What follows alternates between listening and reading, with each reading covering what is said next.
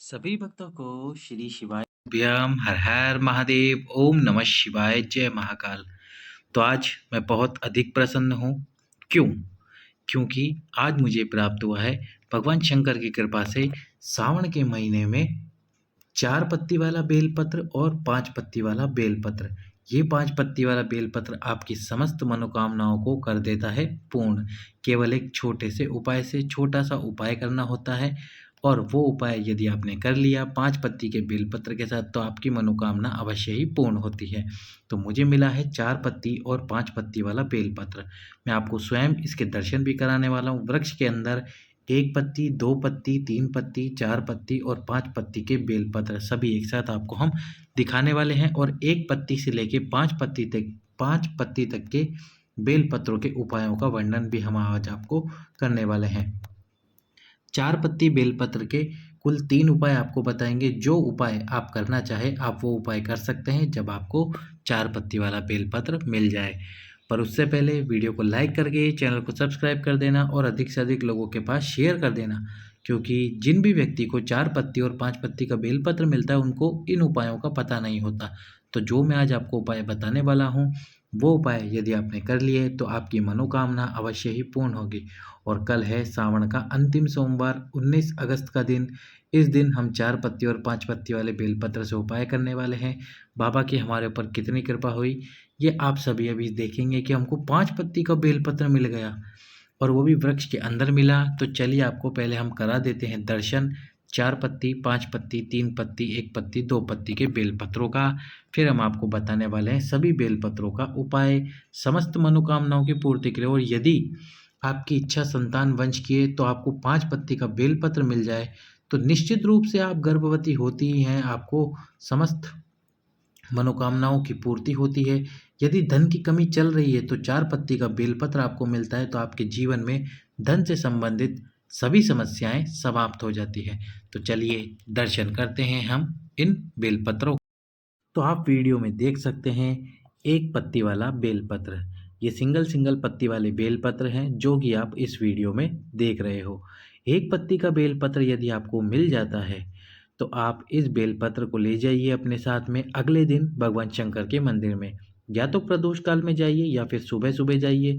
सुबह या प्रदोष काल में जब भी आप जा सके शिव मंदिर के अंदर जाइए। सबसे पहले 1 पत्ती वाले बेलपत्र के ऊपर आपको चंदन से, जो भी चंदन हो आपके पास में, उससे ओम नमः शिवाय लिखना है, आपकी मनोकामना बोलनी है और उस बेलपत्र को एक सफ़ेद पुष्प के साथ, यानी कि पहले ओम नमः शिवाय लिख दो, पहले बेलपत्र समर्पित करो और फिर सफ़ेद पुष्प समर्पित करो। इसके बाद में आपको एक कलश जल समर्पित कर देना है आपकी कामना बोलते हुए। बाबा भोलेनाथ इस 1 पत्ती बेलपत्र से आपकी कामना पूर्ण अवश्य ही करते हैं। 2 पत्ती का बेलपत्र यदि आपको मिल जाए तो उस 2 पत्ती के बेलपत्र पर चंदन से ओम नमः शिवाय लिखिए। पहले आपको चंदन से ओम नमः शिवाय लिखना है, उसके बाद में आपको 2 सफ़ेद पुष्प, 2 मूंग के दाने, 2 काले तिल और 2 काली मिर्च के दाने उस बेलपत्र पे रखने हैं और ये सभी वस्तुएं एक साथ आपको समर्पित कर देनी है शिवलिंग पे आपकी कामना करते हुए। यदि आपको रोग है तो उस 2 पत्ती वाले बेलपत्र को शिवलिंग से उठाकर लाइए और जो भी रोगीला व्यक्ति है उसको खिला दीजिए। यदि रोग नहीं है तो फिर आप उस 2 पत्ती वाले बेलपत्र को शिवलिंग पर ही रहने दीजिए। आप देख सकते हैं अभी 4 पत्ती का बेलपत्र आपकी स्क्रीन पर। तो 2 पत्ती के बेलपत्र का उपाय हमने आपको बता दिया। अब हम आपको बताएंगे 3 पत्ती के बेलपत्र का उपाय। पर उससे पहले आप दर्शन कर लीजिए 4 पत्ती के बेलपत्र का। देख सकते हैं आप 4 पत्ती एक साथ इस बेलपत्री के अंदर है और ये बेलपत्र अभी वृक्ष के अंदर लगा हुआ है।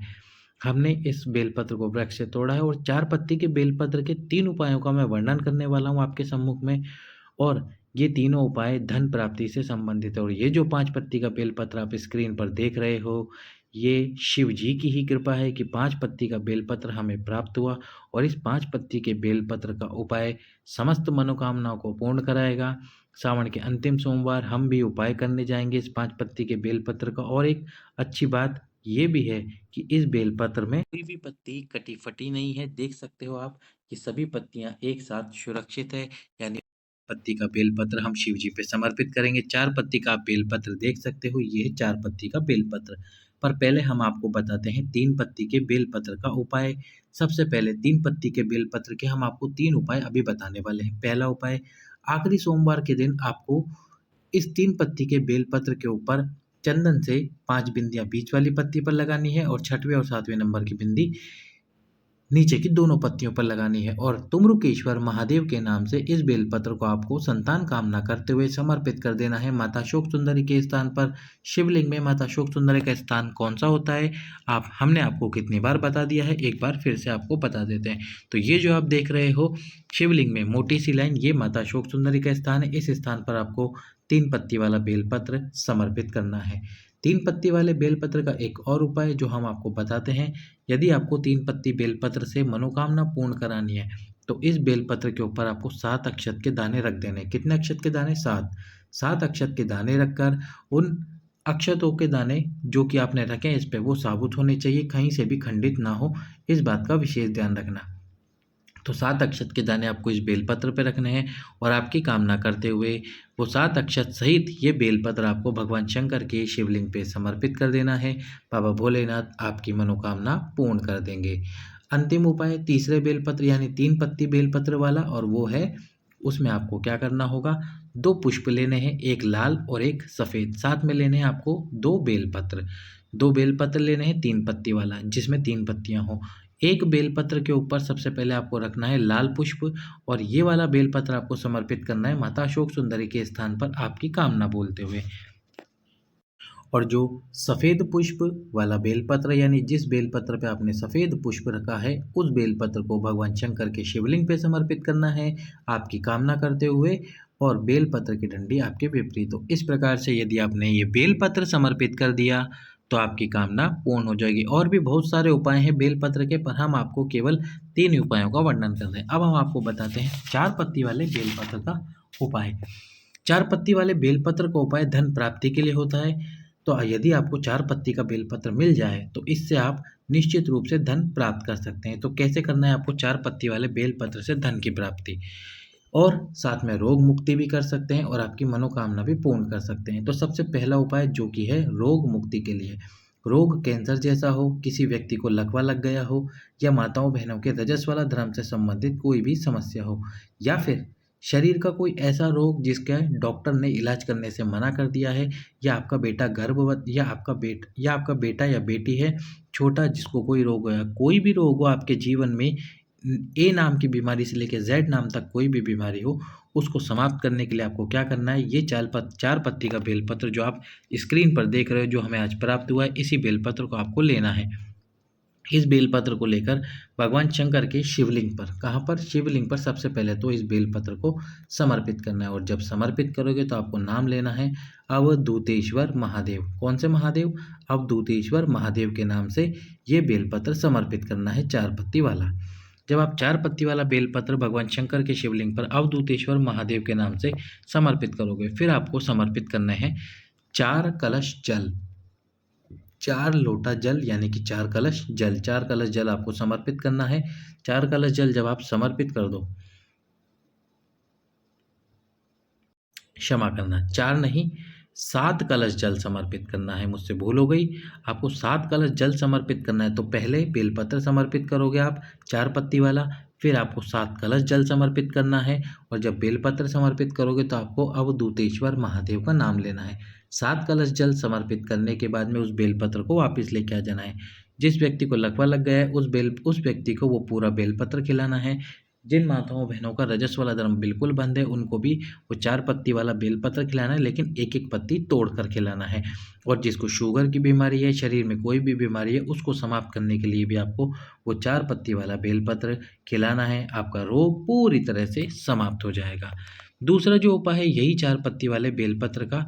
तो ये उपाय कौन सा है, ये उपाय का भी वर्णन हम आपको करते हैं।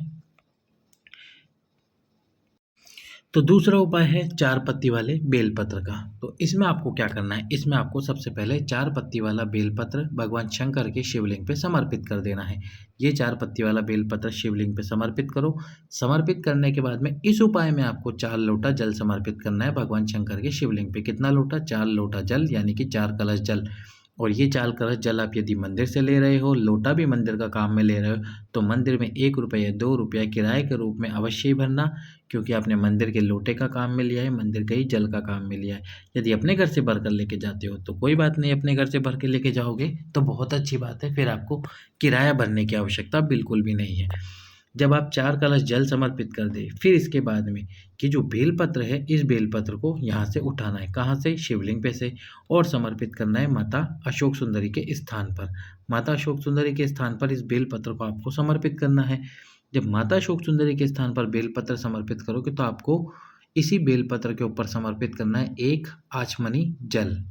अब आप कहोगे ये 1 आचमनी जल क्या होता है? तो जब आप हाथ कुएँ के रूप में बना लेते हो, जैसे ये आपका हाथ है, इसको कुएँ के रूप में बनाते हो। जब आपको कोई चरणामृत देता है तब आप हाथ ऐसे बना देते हो जैसे आपका हाथ एक कुआँ है, इस प्रकार से। तो आपको उस प्रकार से अपने हाथ में जल भरना है और वो सारा जल अपने हाथ से इस बेलपत्र के ऊपर समर्पित करना है। ये हो गया 1 आचमनी जल। ये 1 आचमनी जल इस प्रकार से समर्पित करने के बाद इस बेलपत्र को वापस उठाना है यहाँ से, और वापस इस बेलपत्र को उठाकर आपको क्या करना है? जो नंदी जी है भगवान शंकर के मंदिर में, नंदी जी का ये जो एक पैर ऊपर उठा हुआ होता है, इस पैर के पास में फिर आपको वो बेलपत्र समर्पित करना है। इस बेलपत्र को यहाँ समर्पित करने के बाद में इस बेलपत्र के ऊपर ही एक मूंग का दाना आपको समर्पित करना है। क्या करना है? मूंग का दाना, जो साबुत मूंग आती है वो मूंग का दाना समर्पित करना है, और फिर इस बेलपत्र को उठाकर अपने घर पर लेकर आना है, और अपने घर पर लाकर किसी कांच में या फिर इस बेलपत्र का लेमिनेशन यानी कि जो प्लास्टिक होती है उसके अंदर इसको अच्छे से पैक करवा देना है। लेमिनेशन करा के आपके बरकत वाले स्थान पर, तिजोरी वाले स्थान पर रख देना है। आपके घर में बरकत बढ़ती रहेगी और बढ़ती ही रहेगी, धन की प्राप्ति आपको होती रहेगी। कल अंतिम सोमवार है, यदि आपको भी बेलपत्र मिले तो अंतिम सोमवार के दिन आप इस बेलपत्र से उपाय अवश्य ही करें। अब एक और उपाय 4 पत्ती वाले बेलपत्र का। जिस दिन आपको 4 पत्ती का बेलपत्र मिल जाए उसी दिन आपको इससे उपाय करना है। क्या करना है? प्रदोष काल में आपको इस 4 पत्ती वाले बेलपत्र को लेके जाना है, और ये है मनोकामना पूर्ति उपाय। प्रदोष काल में इस 4 पत्ती वाले बेलपत्र, जैसे आपको आज सुबह ये 4 पत्ती का बेलपत्र प्राप्त हुआ, तो आपको क्या करना है? ये जो ऊपर की दोनों पत्तियां हैं, इन दोनों पत्तियों पर आपको लगाना है शहद। ये जो ऊपर की दोनों पत्तियां इन पर आपको लगाना है शहद, और ये जो दोनों नीचे की पत्तियां हैं, इन दोनों पत्तियों पर आपको लगाना है पीला चंदन। पीला चंदन नीचे की 2 पत्तियों पर, ऊपर की 2 पत्तियों पर आपको लगा देना है शहद। इस प्रकार से पीला चंदन और शहद लगाकर प्रदोष काल में आपको इस बेलपत्र को लेकर जाना है। प्रदोष काल में शिव जी के सम्मुख में बेलपत्र ले जाकर पहले पीला चंदन और शहद लगा लेना। फिर आपको बोलना है श्री शिवाय नमस्तुभ्यम मंत्र 3 बार या 5 बार, 3 बार 5 बार श्री शिवाय नमस्तुभ्यम बोलकर इस बेलपत्र को शिव जी पे समर्पित कर दो। शिव जी पे समर्पित करने के बाद में जैसे आप शिव जी पे बेलपत्र समर्पित करोगे तो आपको ज्ञात होगा ऊपर की 2 पत्तियां कौन सी है। इन दोनों पत्तियों पर आपके हाथ की 3 उंगलियां, कितनी उंगलियां? 3 उंगलियां, जो आपके हाथ की 3 उंगलियां हैं, उन 3 उंगलियों को रख दीजिए। आपकी कामना बोलिए, और आपकी कामना बोलकर इस बेलपत्र को उठाकर अपने पास में वापस घर पर ले जाइए, या तो किसी पन्नी में लेमिनेशन करा कर रख दीजिए, या किसी कांच में इसकी लेमिनेशन करा कर रख दीजिए। यदि कपड़ा में रखोगे बेलपत्र सूख जाएगा और बेलपत्र का चूरा चूरा हो जाएगा, तो इसलिए इस बात का ध्यान रखना। अब हम आपको बताने वाले 5 पत्ती बेलपत्र का उपाय। 5 पत्ती बेलपत्र का उपाय है मनोकामना पूर्ति उपाय, और यदि आपने इससे उपाय कर लिया तो आपकी समस्त मनोकामना होगी पूर्ण। 5 पत्ती बेलपत्र हमको भी प्राप्त हुआ है। कल हम सोमवार यानी कि सावन के अंतिम सोमवार को इस उपाय को करने वाले हैं। आपको क्या करना है? प्रत्येक बेलपत्र की पत्ती पर ओम नमः शिवाय लिखना है। प्रत्येक बेलपत्र की पत्ती पर ओम नमः शिवाय लिखना है, चंदन से ओम नमः शिवाय, ओम नमः शिवाय, ओम नमः शिवाय। इस प्रकार से प्रत्येक बेलपत्र की पत्ती पर ओम नमः शिवाय लिख देना है, 5 पत्तियों पर। ओम नमः शिवाय लिखने के बाद में इस बेलपत्र को भगवान शंकर के शिवलिंग पर समर्पित करना है। शिवलिंग पर समर्पित करने के बाद में इस बेलपत्र के ऊपर, जब आपने शिव जी पे समर्पित कर दिया तो इस बेलपत्र के ऊपर आपको शहद गिराना है, यानी कि शहद चढ़ाना है, शहद गिराना है। यदि अभी तक आपने हमारा वीडियो लाइक नहीं किया है तो वीडियो लाइक करके चैनल सब्सक्राइब कर दो। शहद चढ़ाने के बाद में आपको चढ़ाना है इसके ऊपर थोड़ा सा जल, और जल चढ़ाने के बाद में अपनी कामना बोलकर इस बेलपत्र को उठाकर अपने घर पर लेकर आ जाइए। कामना जो भी है, फिर इस बेलपत्र को भी आप लेमिनेशन कराकर या फिर कांच में जड़वा कर रख सकते हैं अपने घर पर। कहते हैं 4 पत्ती और 5 पत्ती का बेलपत्र जिस घर के अंदर होता है, लेमिनेशन करा हुआ या रखा हुआ होता है, उस घर में कभी भी धन की कमी नहीं होती। धन इतना बढ़ता जाता है कि आप संभाले नहीं संभलता है। तो हमने आज आपको 1 पत्ती से लेके 5 पत्ती तक के सभी बेलपत्रों का दर्शन करा दिया है, सभी बेलपत्रों के उपाय बता दिए हैं। जब भी आपको मिल जाए 4 पत्ती या 5 पत्ती का बेलपत्र, कीजिए उपाय। अब हम शिव जी से कामना करते हैं कि हमें 6 पत्ती, 7 पत्ती और 8 पत्ती का बेलपत्र के दर्शन कराएं। सभी भक्तों को श्री शिवाय नमस्तुभ्याम। हर हर महा